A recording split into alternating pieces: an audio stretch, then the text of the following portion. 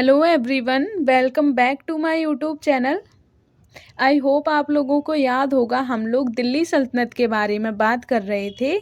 इसमें अभी तक हम लोगों ने दिल्ली सल्तनत के जो प्रमुख 5 वंश थे उनके बारे में डिटेल में बात कर ली थी। उसके बाद फिर मैंने आप लोगों को दिल्ली सल्तनत की प्रशासनिक व्यवस्था और अर्थव्यवस्था के बारे में इसके पहले वाले वीडियो में करवाया था। तो आज की वीडियो में हम लोग इस टाइम की सामाजिक व्यवस्था यानी कि सोसाइटी किस तरीके की थी उसके बारे में बात करेंगे। लेकिन इसके पहले अगर आप लोग मेरे चैनल पर नए हैं तो प्लीज़ मेरे चैनल को सब्सक्राइब कीजिएगा, जिससे कि इसी तरीके के और भी वीडियो आप लोगों को मिलते रहें। इसके अलावा अगर आप लोग एंशिएंट हिस्ट्री का सिलेबस देखना चाहते हैं तो उसका लिंक आप लोगों को डिस्क्रिप्शन बॉक्स में मिल जाएगा। मैंने एंशिएंट हिस्ट्री कंप्लीट करवा दी है, आप लोग वो वाले वीडियोस भी देख सकते हैं। तो चलिए अब हम लोग आज के वीडियो को शुरू कर लेते हैं। जब भी हम किसी भी टाइम पीरियड की सोसाइटी के बारे में बात करते हैं तो सोसाइटी के बारे में जानने के लिए कुछ मेन चीज़ें होती हैं जिनके बारे में जानना ज़रूरी रहता है और जिनके बारे में हमने हर पीरियड में बात की है, चाहे फिर वो मौर्य पीरियड हो, गुप्ता पीरियड हो या फिर कोई सा भी पीरियड क्यों ना हो। हड़प्पा के टाइम पे भी हमने इन सारी चीज़ों के बारे में बात की थी। जैसे कि इसमें रहता है एक तो वहाँ पर कास्ट सिस्टम या फिर जो वर्ण व्यवस्था है वो किस तरीके की थी, एजुकेशन किस तरीके की है, महिला या फिर जो वुमेन्स होती हैं उनकी सिचुएशन किस तरीके की है, इसके अलावा उनका खाना पीना और रहन सहन किस तरीके का है। ये हम कभी भी सोसाइटी के बारे में बात करते हैं तो ये सारी चीज़ें जो रहती हैं इनके बारे में बात करना ज़रूरी रहता है। तो आज भी हम लोग दिल्ली सल्तनत में ये सारी चीज़ें किस तरीके की थी इसके बारे में बात करेंगे। तो सबसे पहले हम लोग वर्ण व्यवस्था या फिर कास्ट सिस्टम या जिसे हम लोग जाति प्रथा कहते हैं वो किस तरीके की थी इसके बारे में बात करेंगे। तो सल्तनत काल में अगर हम बात करें, जितना भी जो समाज या जो सोसाइटी था उसको धार्मिक दृष्टिकोण से अगर हम देखें, यानी कि जो जितने भी वहाँ पर रिलीजन है उसके अकॉर्डिंग अगर हम देखें तो वहाँ पर हमें जो 2 धर्म हैं या फिर जो 2 रिलीजन है वो मेन तौर पर देखने को मिलते हैं। एक तो था हिंदू धर्म और दूसरा था इस्लाम धर्म। इनके ही जो जितने भी फॉलोअर्स थे या जिनके अनुयायी थे उनकी संख्या हमें सबसे ज़्यादा देखने को मिलती है। लेकिन इनके अलावा वहाँ पर हमें पारसी, जैन संप्रदाय, इन सब संप्रदायों के लोग भी हमें वहाँ पर देखने को मिलते थे। हिंदू संप्रदाय के बारे में अगर हम बात करें तो इनमें जो वर्ण व्यवस्था या जो जाति प्रथा थी वो हमें पूर्व मध्यकाल की तरह ही देखने को मिलती है। अब पूर्व मध्यकाल में किस तरीके की थी तो इसके लिए आप लोगों को एंशिएंट हिस्ट्री का पूर्व मध्यकाल वाला मेरा वीडियो देखना पड़ेगा। उसमें मैंने पूर्व मध्यकाल की सोसाइटी के बारे में डिटेल में करवाया था, तो आप लोग वहां से देख सकते हैं। लेकिन इस टाइम भी हम देखते हैं कि सल्तनत काल में भी जो हिंदू धर्म के लोग थे वो अभी भी पुराना वाला पैटर्न ही फॉलो करते आ रहे थे, यानी कि वहाँ पर उसी तरीके की जाति व्यवस्था, उसी तरीके की वर्ण व्यवस्था, वही छुआछूत भेदभाव वाली सारी चीज़ें जो है वो पहले की तरह ही चली आ रही थी। लेकिन अगर हम जो इस्लाम धर्म है उसके बारे में बात करें तो ये जो इनका सैद्धांतिक तौर पर अगर हम बात करें तो हमें किसी भी तरीके की वर्ण व्यवस्था या जाति प्रथा जो है उसका प्रचलन देखने को नहीं मिलता था। लेकिन फिर भी जो मुस्लिम धर्म के लोग हुआ करते थे या जो इस्लाम धर्म के लोग हुआ करते थे वो भी 2 तरीके के हुआ करते थे या फिर 2 वर्गों में बटे हुए थे। एक तो होते थे जिन्हें अशरफ कहा जाता था जो उच्च वर्ग के माने जाते थे, और दूसरे होते थे जिन्हें अजफाल कहा जाता था जो निम्न वर्ग के माने जाते थे।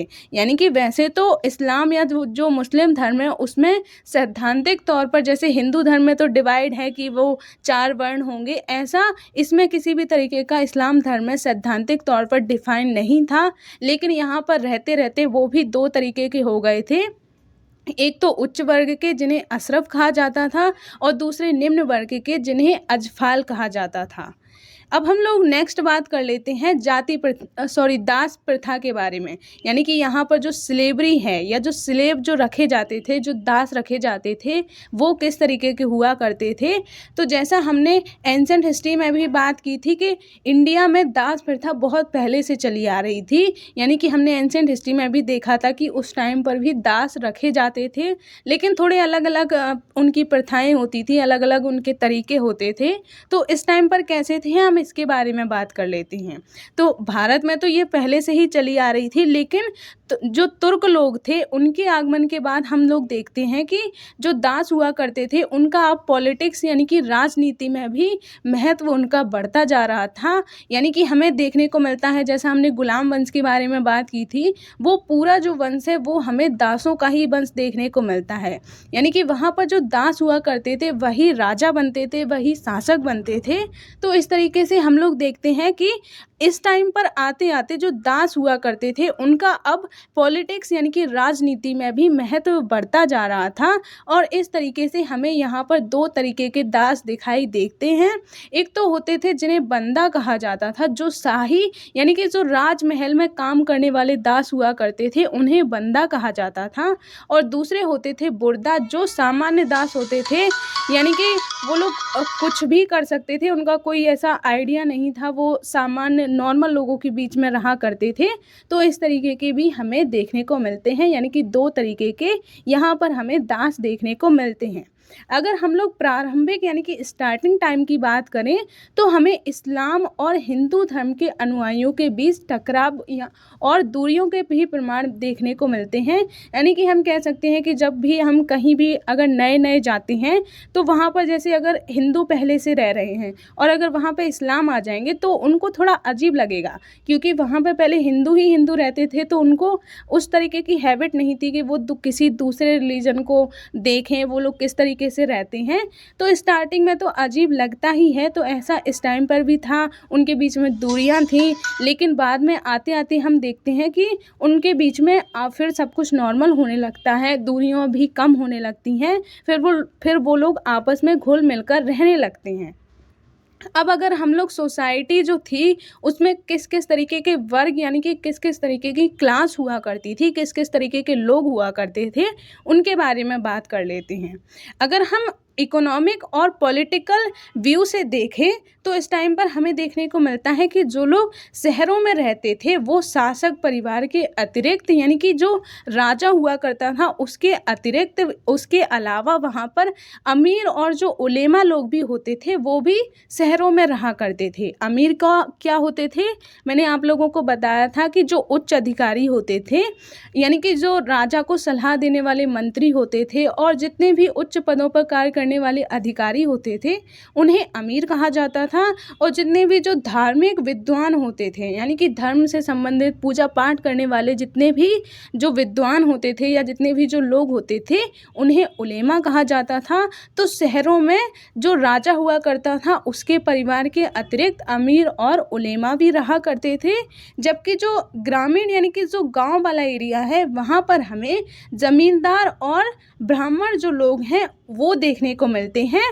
और ये जितने भी मैंने अभी बताए, या फिर हम शहरों में देखें, शहरों में जैसे शासक के परिवार और अमीर और उलेमा जो होते थे वो अभिजात वर्ग यानी कि उन्हें उच्च वर्ग का माना जाता था। इसी तरीके से गांव में जो उच्च वर्ग होते थे वो जमींदार और ब्राह्मणों का उच्च वर्ग हुआ करता था। अब हम लोग अगर नेक्स्ट बात करें, ये तो हमने उच्च वर्ग के बारे में बात कर ली, अब हम लोग निम्न वर्ग के बारे में शहरों में बात करें तो शहरों में जो कारीगर हुआ करते थे, मजदूर हुआ करते थे, इसके अलावा और भी जो सामान्य दास होते थे वो हमें देखने को मिलता है कि शहरों में जो है वो निम्न वर्ग के लोग माने जाते थे। जबकि गाँव में हम देखते हैं कि जो भूमिहीन किसान हैं, यानी कि जो जिनके पास भूमि नहीं है ऐसे किसान हैं, इसके अलावा जो कारीगर हैं वो जो है वो गांव में निम्न या फिर निम्न वर्ग के हम कह सकते हैं वो माने जाते थे। तुर्कों के आगमन के पश्चात हमें देखने को मिलता है कि शिल्पी जो यानी कि जो उद्योग या फिर जो किसी भी इंडस्ट्री में काम करने वाले लोग हुआ करते थे, इसके अलावा जो व्यापार करने वाले यानी कि जो व्यापारी हुआ करते थे उनका भी हमें विभिन्न क्षेत्रों में महत्व बढ़ता हुआ दिखाई देता है। यानी कि अब सोसाइटी जो है उसमें 3 क्लास होने लगी थी, सिर्फ उच्च वर्ग और निम्न वर्ग के अलावा ये व्यापारी और जो शिल्पी हुआ करते थे इनका एक अलग वर्ग बनता जा रहा था। तो इस तरीके से इस टाइम हमें सोसाइटी जो है इनकी इसमें 3 क्लास देखने को मिलती हैं। अब हम लोग नेक्स्ट बात कर लेते हैं वुमेन्स के बारे में, यानी कि महिलाओं की उस टाइम किस तरीके की स्थिति होती थी, अब हम लोग इसके बारे में जान लेते हैं। तो इस टाइम हम देखते हैं कि इस टाइम के समाज में भी महिलाओं की जो स्थिति है वो हमें पहले की तरह ही देखने को मिलती है, यानी कि जैसे इसके पहले वाले टाइम पीरियड में भी हमें दयनीय इनकी स्थिति देखने को मिलती थी, वैसे ही हमें इस टाइम भी देखने को मिलती है। मैंने आप लोगों को बताया था कि जो वैदिक यानी कि जो ऋग्वैदिक वाला पीरियड था उसे ही महिलाओं के लिए स्वर्ण काल कहा जाता है, स्वर्ण युग कहा जाता है, क्योंकि उस टाइम ही महिलाओं की जो स्थिति है वो बहुत अच्छी मानी जाती थी। उसके बाद हम लगातार देखते हैं कि उनकी स्थिति जो है वो डिक्लाइन ही होती जा रही थी, यानी कि और ख़राब ही होती जा रही थी, क्योंकि ज़्यादातर जो लोग हैं उनका इन पे ध्यान ही नहीं जाता था। वहाँ इतने सारे पॉलिटिकल चेंज होते रहते थे, युद्ध होते रहते थे, नए नए राजा बनते जाते थे, तो लोगों का ध्यान बस उन्हीं पर रहता था। महिलाओं की स्थिति कैसी होती जा रही है इस पर किसी का ध्यान नहीं जाता था। लेकिन फिर बाद में हम देखते हैं जब मॉडर्न टाइम आता है, यानी कि मध्यकाल में तो ऐसा ही रहता है, फिर हम मॉडर्न टाइम में देखते हैं तो बहुत सारे समाज सुधारक ऐसे आते हैं जिनको महिलाओं की स्थिति दिखाई देती है। हम कह सकते हैं जैसे जैसे एजुकेशन बढ़ती है तभी लोगों को चीज़ें समझ में आने लगती हैं। तो ऐसे ही हम मॉडर्न टाइम में देखेंगे कि और भी बहुत सारे समाज सुधारक हुए हैं जिन्होंने महिलाओं की स्थिति के लिए, उनको सुधारने के लिए बहुत सारे कदम उठाए हैं। तो उनके बारे में हम लोग आगे बात करेंगे। अभी हम इस टाइम के बारे में बात करें तो चाहे हम लोग हिंदू धर्म के बारे में बात करें या फिर इस्लाम धर्म के बारे में बात करें, दोनों ही धर्मों में हमें पर्दा प्रथा, इसके अलावा बहु विवाह, यानी कि कोई भी जो पर्सन है, कोई भी जो आदमी है, कोई भी जो मेल है, वो एक से ज़्यादा जो वुमेन्स हैं उनसे शादी कर सकता था। ऐसा सारे अधिकार जो हैं वो दोनों ही धर्मों में, यानी कि हिंदू और मुस्लिम धर्मों में, दोनों में ही ये सारे प्रचलन चले आ रहे थे। इसके अलावा बाल विवाह का भी प्रचलन हमें देखने को मिलता है। इसके अलावा और भी जितनी भी सामाजिक कुरीतियां हैं, जैसे कि सती प्रथा है, विधवाओं की दयनीय स्थिति है, ये सारी कुरीतियों के साथ हमें इस टाइम पर दहेज प्रथा जो है वो भी देखने को मिलती है, यानी कि उसका भी प्रचलन होने लगा था। इसके अलावा इस टाइम पर हम देखते हैं कि जो राजपूत शासक हुआ करते थे उनमें महिलाओं के लिए एक और प्रथा चली आ रही थी जिसे जौहर प्रथा कहा जाता था। जौहर प्रथा वो होती थी जैसे कोई भी जो राजपूत राजा हैं अगर वो युद्ध में गए हैं तो उनकी जो रानियां हुआ करती थी उनको अगर ये लगने लगता था कि उनके जो राजा हैं वो युद्ध में हार जाएंगे या फिर वापस नहीं आ पाएंगे तो वो लोग खुद ही सुसाइड कर लेती थी। एक तरीके से हम लोग कह सकते हैं कि सुसाइड कर लेती थी, तो उसे ही जौहर प्रथा कहा जाता था। तो इस तरीके की जो सामाजिक प्रथाएं हैं या जो सामाजिक कुरीतियां हैं वो सारी ही हमें मध्यकाल में, यानी कि हम दिल्ली सल्तनत के टाइम पे कह सकते हैं, देखने को मिलती हैं। अब हम लोग नेक्स्ट बात कर लेते हैं एजुकेशन के बारे में, यानी कि शिक्षा इस टाइम किस तरीके की थी उसके बारे में बात कर लेते हैं। अगर हम हिंदू सोसाइटी के बारे में बात करें, यानी कि जो हिंदू रिलीजन था उसमें हम देखते हैं कि एजुकेशन जो है वो जैसी पहले से चली आ रही थी, यानी कि एंशिएंट टाइम से जैसी चली आ रही थी वैसी ही अभी भी होती थी। यानी कि अगर हम अब नेक्स्ट बात करें जो इस्लामिक यानी कि जो मुस्लिम सोसाइटी थी उसमें अगर हम एजुकेशन के बारे में बात करें तो हमें देखने को मिलता है जो प्राइमरी एजुकेशन होती थी, यानी कि जो प्राथमिक शिक्षा होती थी, उसके लिए जो स्कूल्स या फिर हम कह सकते हैं कोई भी शिक्षा केंद्र बनाए जाते थे तो उन्हें मकतब कहा जाता था। और जो हाई स्कूल के लिए कोई भी एजुकेशन सेंटर बनाया जाता था उसे ये लोग मदरसा कहते थे। ये सारी चीज़ें हमें प्रेजेंट टाइम में भी देखने को मिल जाती हैं।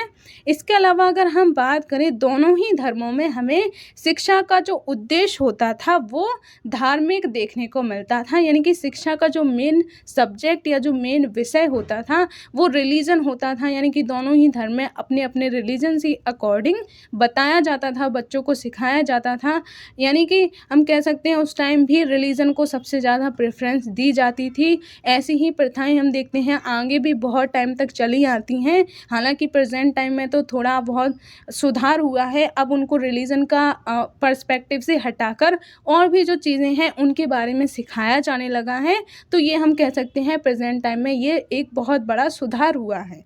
अगर हम लोग प्राइमरी एजुकेशन के बारे में बात करें तो वो परिवार के स्तर पर भी दी जा सकती थी। ऐसा प्रेजेंट टाइम में भी होता है कि जो बच्चे होते हैं उनको उनके माता पिता जो हैं वो ही बहुत कुछ सिखा देते हैं, तो ऐसा उस टाइम पे भी होता था कि उनके फैमिली के द्वारा ही उनको प्राइमरी एजुकेशन दे दी जाती थी। इसके अलावा जो मंदिर या जो मस्जिद होते थे वहाँ भी हमें शिक्षा देखने को मिलती है कि वो भी शिक्षा के प्रमुख केंद्र हुआ करते थे। इसके अलावा शिक्षा जो है वो सभी वर्गों के लिए उपलब्ध नहीं होती थी, यानी कि हम कह सकते हैं ऐसा प्रेजेंट टाइम में भी होता है कि जिनके पास पैसा है सिर्फ वही एजुकेशन ले सकते हैं, जिनके पास पैसा नहीं है वो एजुकेशन नहीं ले सकते हैं, क्योंकि प्रेजेंट टाइम में भी एजुकेशन की जो फ़ीस है वो इतनी ज़्यादा रखी गई है कि कोई भी जो नॉर्मल पर्सन है या जो जो बहुत ही गरीब पर्सन है वो एजुकेशन अफोर्ड ही नहीं कर पाता है। तो ये सारी चीज़ें हमें पहले भी देखने को मिलती थी।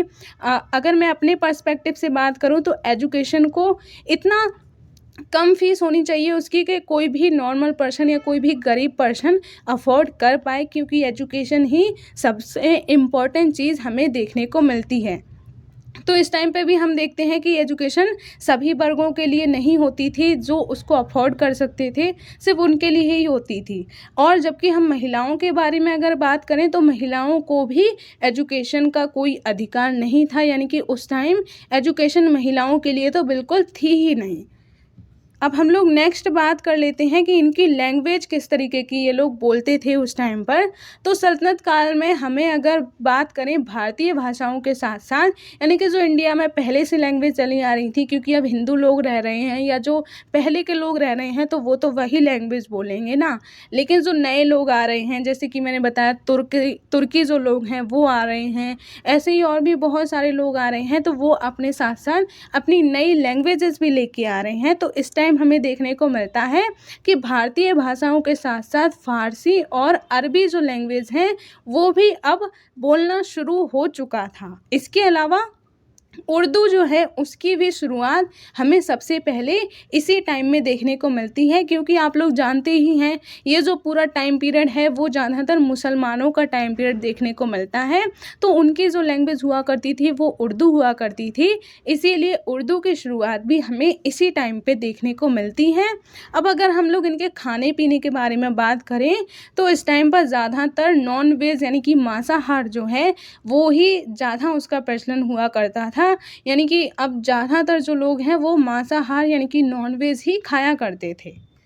तो ये था हमारा आज का कंप्लीट वीडियो। आई होप आप लोगों को अब दिल्ली सल्तनत यानी कि जो सल्तनत काल है या जो सल्तनत पीरियड है उसमें किस तरीके की सोसाइटी थी, किस तरीके के लोग वहाँ पर रहा करते थे, उनका जीवन स्तर कैसा था, महिलाओं की स्थिति कैसी थी, उन सब के बारे में आइडिया हो चुका होगा। तो आज की वीडियो को हम बस इतना ही रखते हैं, मिलते हैं अब हम नेक्स्ट वीडियो में, तब तक के लिए जय हिंद।